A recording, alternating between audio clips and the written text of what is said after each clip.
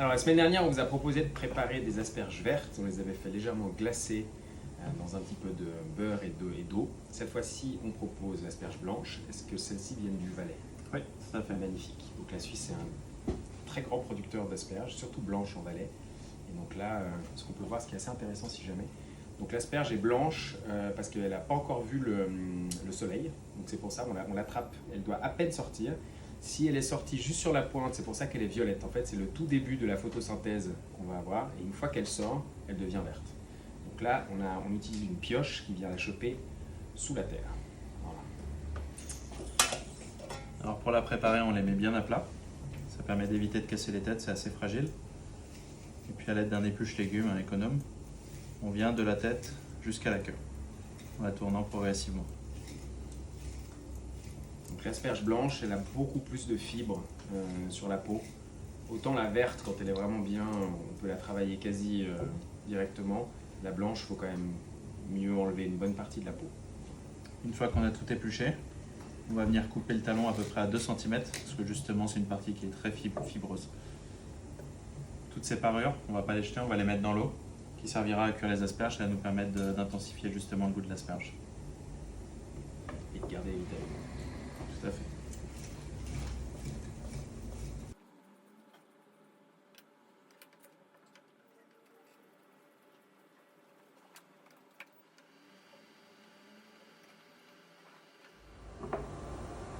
Une fois qu'on a épluché nos asperges, on va aromatiser l'eau. On va venir mettre du sel très généreusement, à peu près 8 grammes par litre. Ça fait 2 belles poignées à peu près. Et un peu de sucre. On met du sucre, ça permet de casser l'amertume de l'asperge un peu en fait.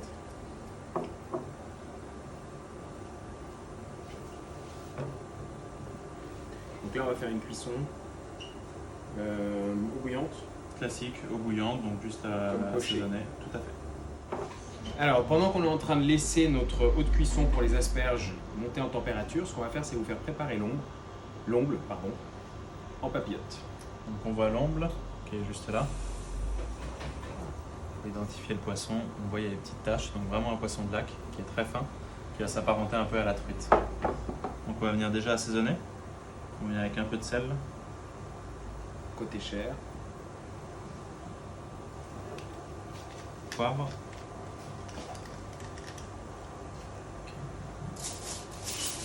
On va venir réaliser nos papillotes. Donc on s'étale du papier aluminium. On vient récupérer délicatement notre poisson qu'on va mettre côté peau. À peu près à un tiers de la feuille. On vient avec juste un peu d'huile d'olive. Quelques fleurs de sureau fraîche, toujours pour apporter un peu d'aromatique supplémentaire. Et quelques branches de thym également.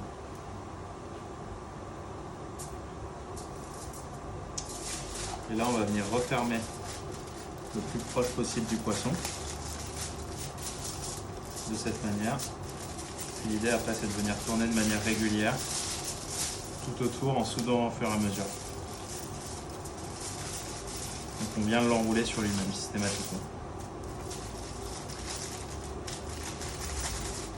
Ça va nous permettre là aussi, un peu comme le céleri, mais d'une manière différente, d'avoir une cuisson vraiment à l'étuvée qui va conserver tous les arômes de ce qu'on a mis à l'intérieur de la papillote. Donc c'est quelque chose que vous pouvez reproduire avec d'autres poissons, également avec des légumes, des fruits. Il n'y a pas vraiment de limite.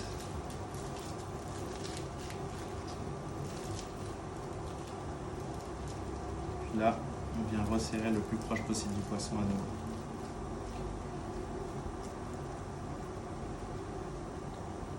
Ça donne juste ça.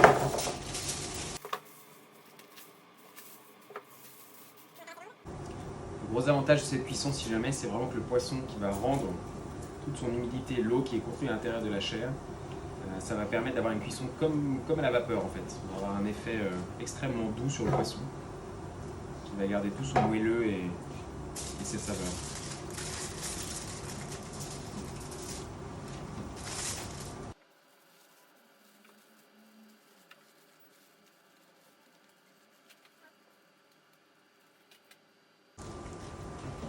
Et voilà. Combien de temps en cuisson, Ben? Alors on va les mettre dans un four ménager à 140. Donc thermostat entre thermostat 4 et thermostat 5, et puis on va les mettre 10 minutes. Alors, nous, ce qu'on recherche souvent, c'est d'avoir ce qu'on appelle les cuissons nacrées. Donc, si vraiment vous voulez avoir le côté encore presque translucide et rosé du poisson, vous pouvez jouer entre 9 et 10 minutes. Si vous avez un petit peu peur de ce type de cuisson et que vous préférez quelque chose d'un peu plus cuit, à ce moment-là, n'hésitez pas à tirer sur le coup des 12 minutes.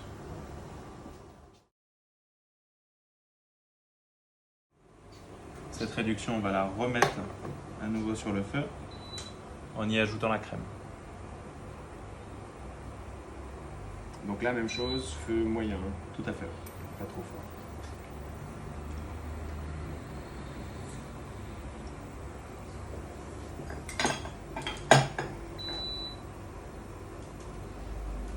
Petit fouet. Ouais. Je vais te chercher.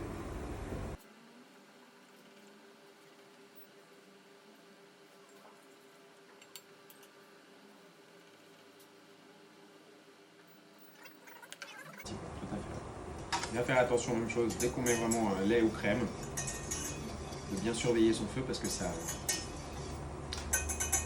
peut facilement déborder.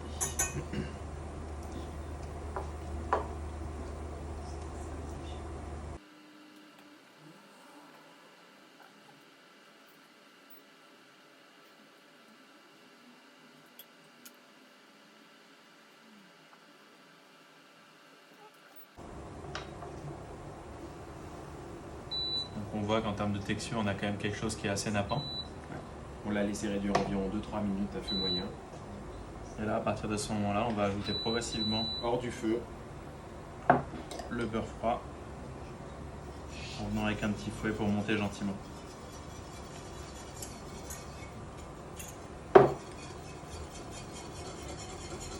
L'idée, c'est vraiment d'incorporer progressivement, sinon on risquerait de faire trancher la sauce. Trancher, ça veut dire que la matière grasse, elle se dissocierait de la sauce en elle-même.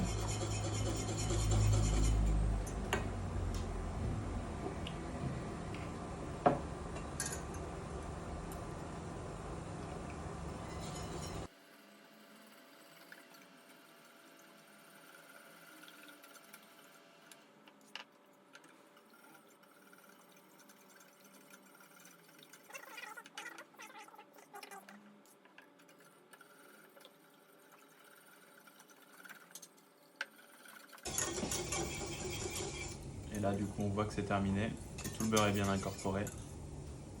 Puis on va réserver sur le coin du feu. Maintenant, on va poursuivre avec la cuisson des asperges.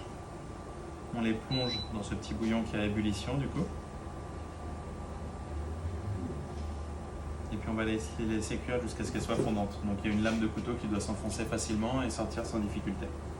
Et ça correspond à peu près à... On compte 5 à 6 minutes. Parfait. Si vous laisse pile le temps, donc là, on vient de plonger nos papillotes dans le four.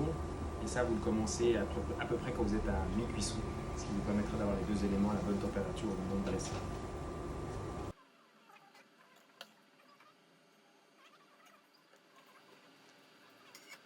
Alors, pour vérifier la cuisson, donc,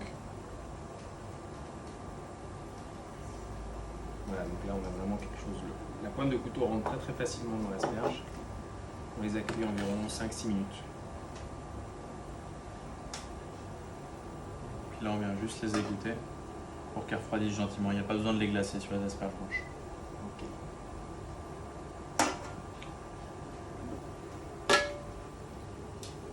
On va pouvoir passer au dressage du coup. On va juste couper les asperges. On va couper les têtes à peu près sur 3 bons centimètres. Et puis pour les queues, on va juste venir les émincer. On fait des rondins d'environ 1 cm, un peu moins. Pendant ce temps-là, est-ce qu'on réchauffe un petit peu la sauce? Oui. On peut lui mettre une petite ébullition, enfin un petit frémissement. Yes.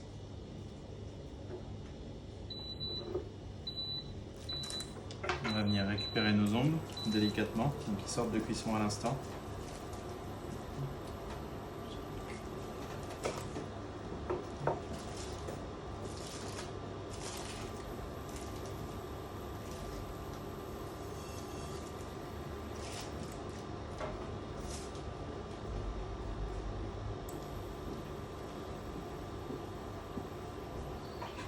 On va délicatement enlever le thym et le sureau qui restent sur la surface du poisson. Et puis on va venir récupérer notre ombre. On lève de la peau. On l'enlève de la peau. La particularité de l'ombre, vous allez voir, c'est que la peau s'enlève toute seule une fois que le poisson est cuit. On va venir le déposer dans notre assiette.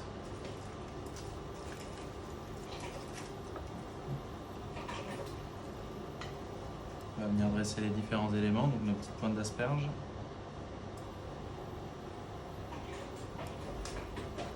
Une petite asperge émincée. Et puis on terminera avec la sauce.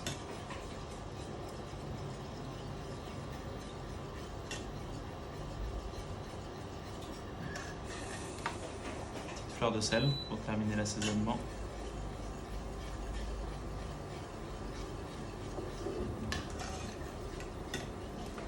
Donc là, la sauce elle fume, mais elle n'est pas partie en ébullition. On est bon. Et puis on va pouvoir venir saucer généreusement du coup sur le poisson. Apporter un peu de gourmandise et venir terminer le plat.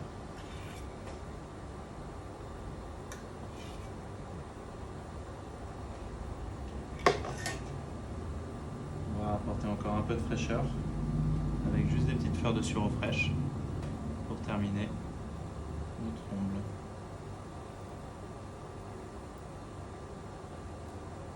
Magnifique. Voilà, une assiette monochrome. Superbe. Merci, tu m'entends. Merci.